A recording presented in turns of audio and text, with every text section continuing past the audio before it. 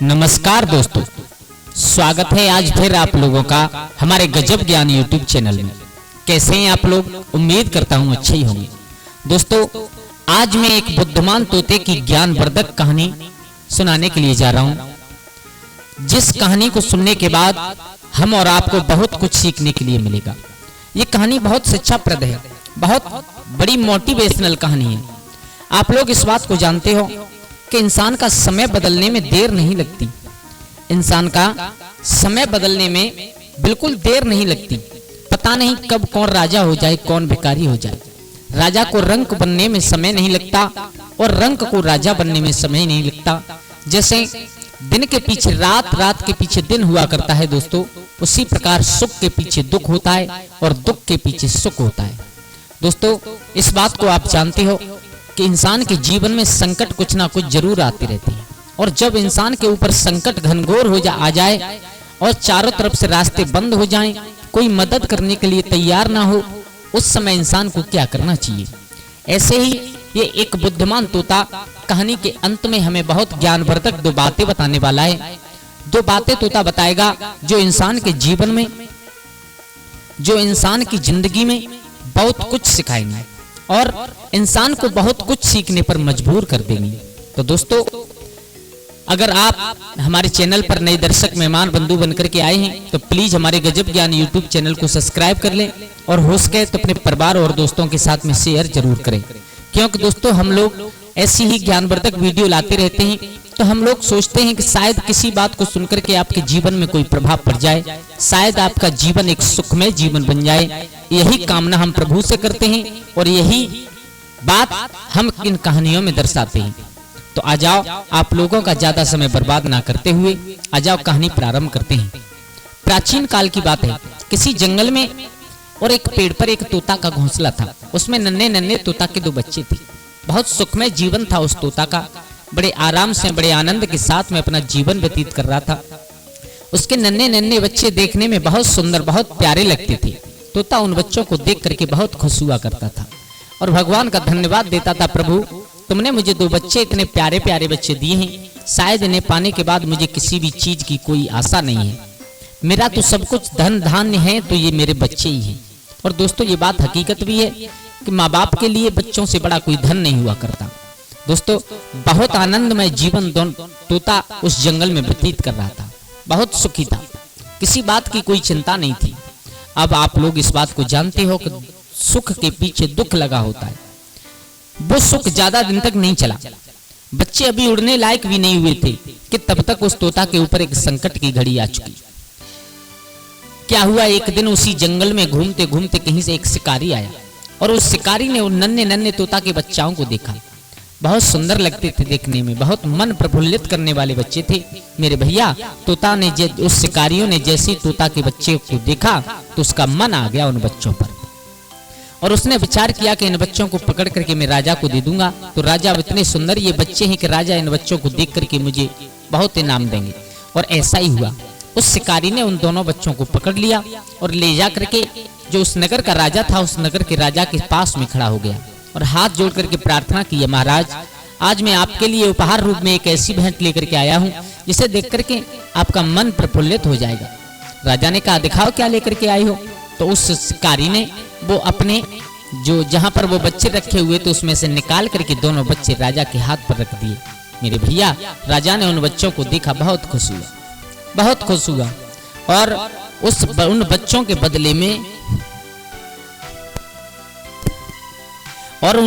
बदले में उस राजा ने खुश होकर के उस शिकारी को कुछ सोने की मोहर असरफी दे दी, कुछ सोने के सिक्के दे दिए। वो शिकारी लेकर के अपने घर चला आया। लेकिन राजा ने अपने मंत्रियों को बुलाया और मंत्रियों को बुला करके आदेश दिया कि ये तोता के नन्हे नन्हे कोमल कोमल सुंदर सुंदर बच्चे हैं ना, इन बच्चों के लिए एक सोने का पिंजरा तैयार किया जाए। मेरे भैया, राजा का आदेश कौन टाल सकता है? उन बच्चों को एक सोने के सुंदर स्वर्ण पिंजरे में रखा गया। अब तो महल में जितने भी नौकर हो, चाहे राजा हो, चाहे महारानी हो, चाहे महाराज का बेटा हो, उन बच्चों से बहुत प्यार करने लगे। जब भी वहां से कोई निकल करके जाए उन बच्चों को दुलार करके जाए। यहाँ तक हुआ कि जितने भी राजा महाराजा के आंगन में जो लोग रहते थे सब उन बच्चों को एक बार दिन में देखना जरूर चाहते थे, तोता के बच्चों को। मेरे भैया। और जो राजा का बेटा था वो भी उनके साथ खेला करता था। और राजा ने यह आदेश कर दिया था कि इन तोता के बच्चाओं को कोई भी किसी प्रकार की परेशानी नहीं होनी चाहिए, इनके मांगने से पहले इनके खाने पीने का इंतजाम हो जाना चाहिए। मेरे भैया, अब तो उन तोता के बच्चों की जिंदगी किसी स्वर्ग से कम नहीं थी, बहुत सुंदर जीवन व्यतीत कर रहे थे।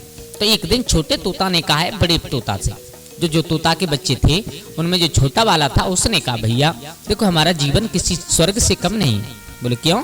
बोले इसलिए नहीं है कि हम लोग जो मांग नहीं पाते उससे पहले हमारे लिए हाजिर हो जाता है, और ये राजा भी हमसे बहुत प्यार करता है, और ये राजा का बेटा है ये भी हमसे बहुत प्यार करता है, हमारे साथ पूरे दिन खेलता है, और ये सिपाही है ये भी हमसे बहुत प्यार करते हैं।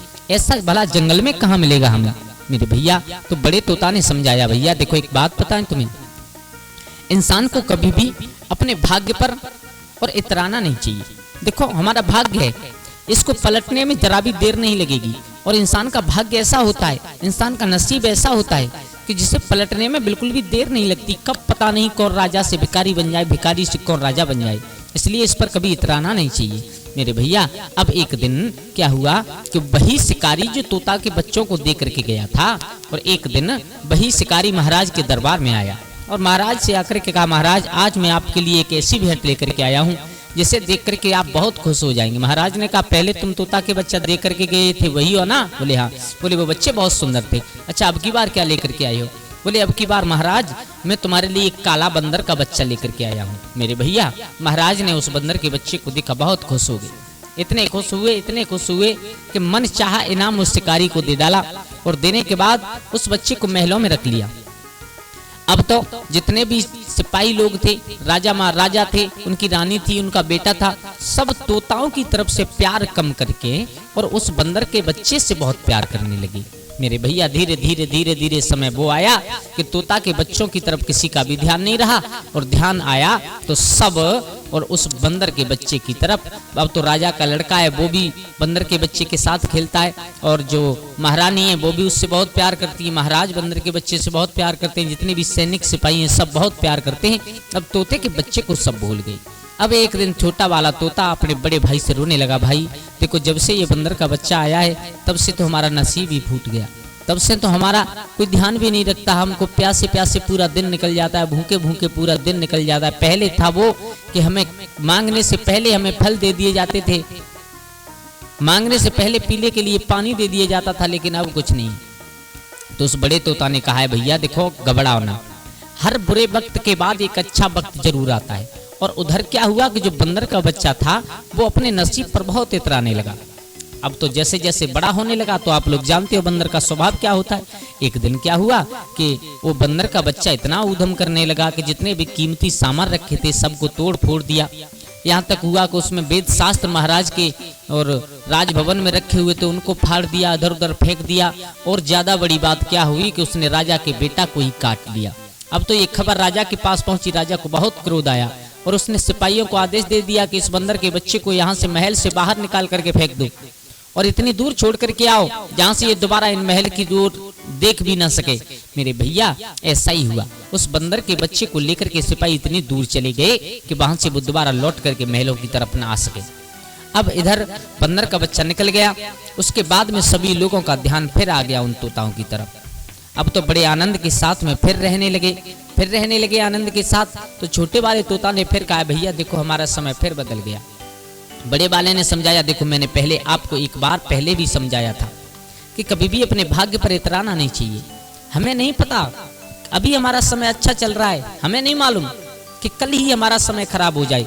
ऐसे ही इंसान की जिंदगी हुआ करती है दोस्तों, कभी किसी के समय की कोई पता नहीं चलती। समय अपनी रफ्तार से हमेशा चलता रहता है, कभी समय रुकता नहीं है। अच्छा बुरा ये सब जैसे सुख दुख हान लाभ जीवन मरण समय तो चलता रहता है, लेकिन ये अपने अनुसार आते जाते रहते हैं।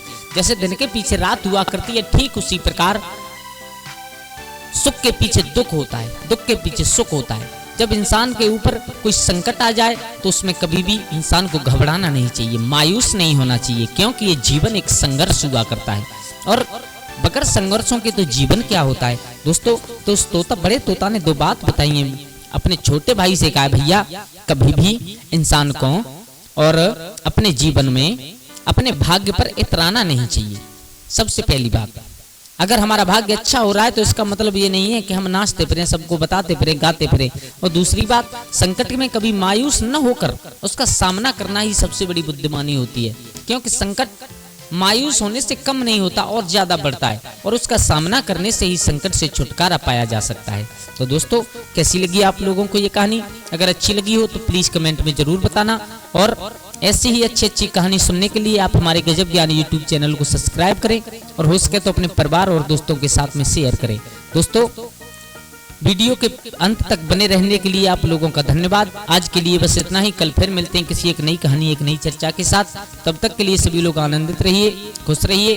जय श्री राधे, जय श्री राम।